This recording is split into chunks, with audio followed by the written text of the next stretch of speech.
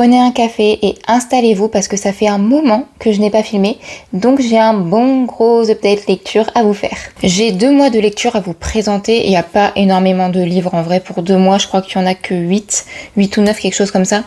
Donc ça va aller assez vite mais pas trop quand même. Il y a principalement de la fantasy, il y a aussi du thriller, enfin voilà, j'ai hâte de vous faire mes petites revues quoi parce que ça fait longtemps et c'est parti. Donc déjà j'ai lu Martyr de Oliver Perru. C'est le premier tome d'une trilogie. En fait ils les ont réédités parce que il me semble que ce premier tome a 10 ans, si je ne vous dis pas de bêtises. Sauf que le 3e et dernier tome n'était jamais sorti. Et là, du coup, pour la sortie du dernier tome, ils ont réédité tous les livres de poche en faisant de nouvelles couvertures, etc. Donc là, la série est finie et moi, j'ai commencé le premier tome que j'ai terminé et j'ai vraiment beaucoup aimé.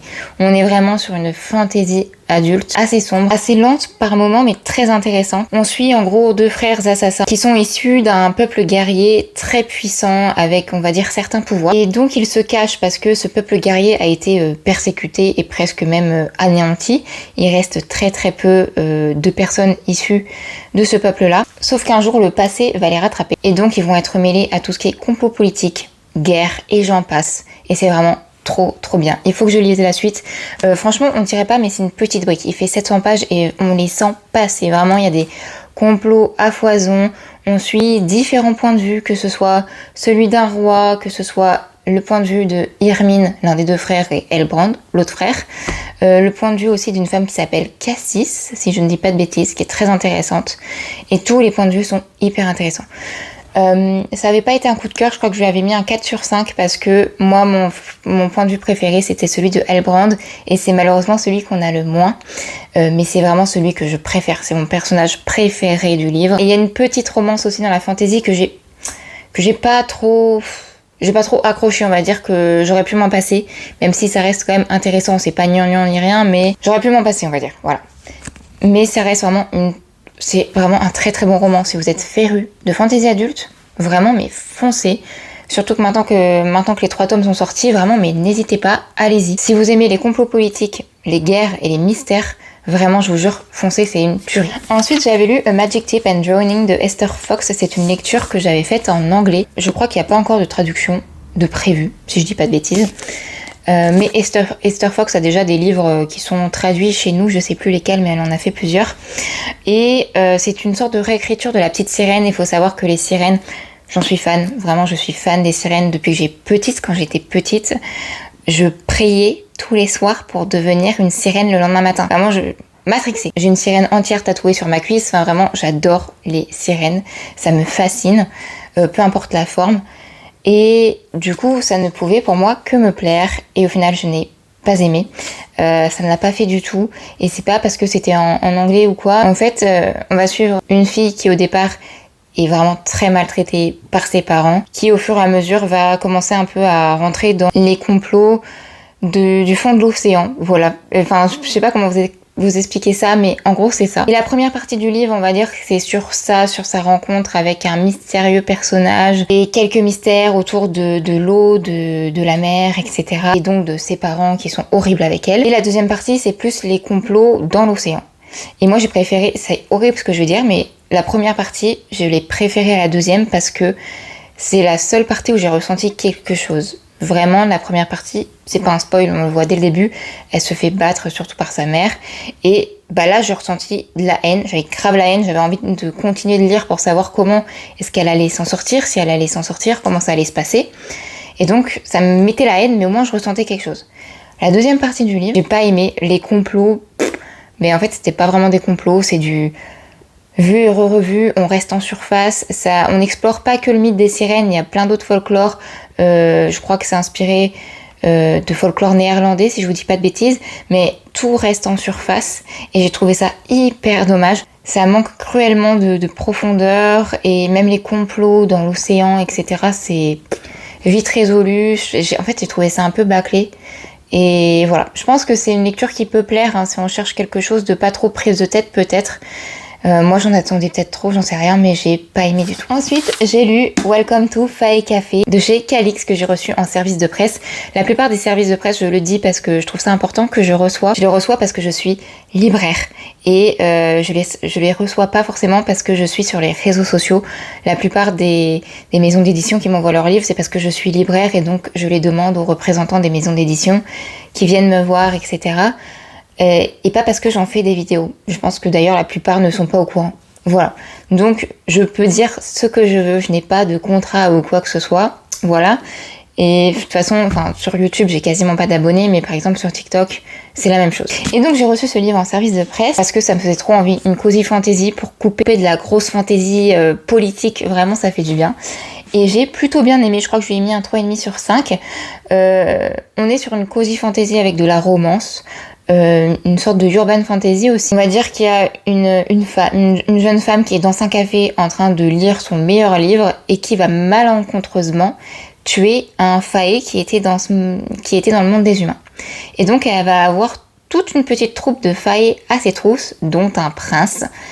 Et voilà. Et en fait, la romance est présente, mais ce qui est encore plus présent, c'est vraiment le côté loufoque du livre, le côté humour. C'était vraiment drôle de temps en temps, j'étais là à rire, mais pour un rien, parce que les situations des fois sont un peu absurdes. Tu te dis, mais c'est vraiment en train de se passer ça. Et du coup, ça marche. Je lui ai pas mis plus parce que j'aurais aimé quand même un peu plus de profondeur sur le monde des fae, un peu plus aussi, notamment à la fin. Voilà, et j'ai pas trop accroché au personnage principal, j'ai plus accroché au personnage secondaire. Mais ça, c'est subjectif. Mais ça fait du bien de couper de la fantaisie avec des complots de partout pour se retrouver avec une fantaisie avec des complots quand même, mais un peu plus cosy. Et là, c'est vraiment la période automne, plaid, chocolat chaud, feuilles. C'est parfait. Ensuite, je vais vous parler de mon livre chouchou, je pense, mon livre préféré de l'année. Il y avait déjà, je pense que vous le voyez peut-être, Le Chant des Noms. Et là, c'est de la même maison d'édition, La Dame Renard. La Dame Renard de Yang Cixu, publiée chez le Rayon Imaginaire. Je sais pas quoi dire. En fait, c'est une fantaisie historique qui se passe en Asie, au Chine et au Japon. Et qui traite de légendes à base de renards comme les kitsune par exemple. On suit une femme renarde qui peut se transformer en humaine et qui malheureusement traverse un deuil horrible parce qu'elle a perdu son enfant, il est mort, et elle va essayer de traquer la personne à cause de qui son enfant est mort. On va suivre une autre personne, un inspecteur d'une 60aine d'années, donc on va suivre 2 points de vue dans ce livre. Un inspecteur qui lui va enquêter sur des affaires un peu bizarres parce que ça fait plusieurs fois qu'il retrouve des personnes mortes dans des ruelles sans raison apparente. Et du coup, les 2 points de vue vont se réunir et c'est hyper intéressant. C'est hyper bien, c'est un one-shot. On voit que c'est une femme qui a écrit le roman, je vous jure, il y a des phrases, mais merci de les avoir écrites. Très, très touchant. Elle fait le deuil de son enfant. Déjà, le deuil d'un enfant, mais hyper dur. Et en plus, on a la version où c'est un enfant renard. Enfin, c'est très spécial, mais souvent, mon cerveau me met un filtre quand il y a la mort d'un humain ou d'un enfant humain dans les livres ou dans les films, ça me met un filtre et c'est en mode c'est bon, c'est un film, c'est un livre. Par contre, quand c'est un animal, j'arrive pas et je chiale comme pas possible. Et, du coup là, le fait que son enfant c'était un enfant renard, ça m'a achevé. On traverse son deuil avec elle, ses sentiments, etc. Hyper dur, enfin vraiment c'est hyper touchant. Les personnages sont tous hyper bien travaillés, profonds, que ce soit le personnage principal, enfin les personnages principaux ou les personnages secondaires. C'est incroyable. J'ai appris des choses aussi parce que ça se passe en Asie dans les années 1900. Donc on a un peu un contexte politique du nord de la Chine, etc. Et c'est hyper intéressant. Ça dénonce aussi beaucoup de choses. Enfin bref, c'était hyper touchant. J'ai adoré tous les personnages. J'ai adoré voir leur construction au fur et à mesure. Enfin vraiment, gros coup de cœur. Il est tellement sous-coté ce livre, j'en entends pas parler, mais lisez-le vraiment. Mais c'est ma fantaisie, je pense, préférée de l'année, mais pas que de l'année, genre je pense que c'est l'une des meilleures fantaisies que j'ai pu lire de ma vie. Ensuite j'ai lu un autre coup de cœur, The River Has Roots. Normalement il vient de sortir des éditions Nouveau Millénaire, pareil que j'ai lu en service de presse. C'est un tout petit livre, hein. Il fait 150 pages, il est illustré, je sais pas si vous allez voir mais je pense que oui. Hop, vous avez plein de petites illustrations comme ça et vraiment gros coup de cœur. C'est comme un conte, ça c'est vraiment comme un conte. C'est l'histoire de deux sœurs qui vivent à un endroit et qui chantent pour les arbres, donc pour des saules. Un jour, l'une des sœurs va rejeter un de ses prétendants et il va se passer quelque chose. Voilà, je peux pas en dire plus parce que ça fait que 150 pages, je vais pas vous spoiler tout le livre, mais c'était hyper bien. Et la première phrase, j'avais rien compris, je vais vous la lire, c'est « La rivière court du nord au sud et ses eaux abondent en grammaire ». Voilà, vous n'avez pas compris la phrase, en fait tout le long on a une sorte de métaphore, en gros la grammaire c'est la magie, voilà, et les grammairiens c'est les magiciens, en gros, et c'est hyper original et hyper intéressant, très beau, très poétique, et en fait je n'avais pas fait attention en lisant ce livre, mais ça passe des messages hyper importants. Ce livre en fait m'a mis dans une bulle quand je l'ai lu, vraiment, j'ai adoré l'histoire, j'ai trouvé très touchante, alors que je suis fille unique et j'ai pas de sœur, donc j'ai juste vraiment l'autrice a vraiment réussi à retranscrire quelque chose. En même temps, l'autrice passe un message hyper important et ça, j'ai su qu'en lisant les remerciements, parce que ça m'a mis dans une bulle et en fait, ça traite aussi beaucoup de l'actualité. L'autrice a vécu au Liban avec sa jeune sœur quand elles étaient petites et donc elle raconte qu'un passage du livre est inspiré de sa vie à elle parce que quand elles étaient petites avec sa sœur, elles se sont perdues dans un village au Liban et ça paraissait tellement immense pour elle parce qu'elles étaient toutes petites alors que c'était un petit village et c'est pareil pour un des moments du bouquin.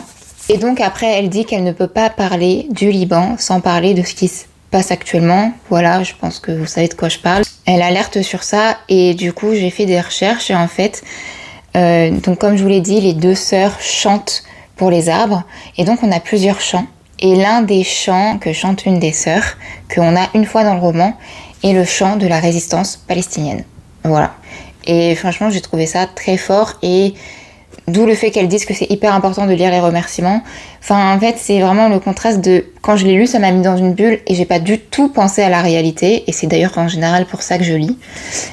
Et en fait, c'est quand même très lié à la réalité. Voilà, j'ai trouvé ça super beau et vraiment, je vous le conseille si vous aimez les contes.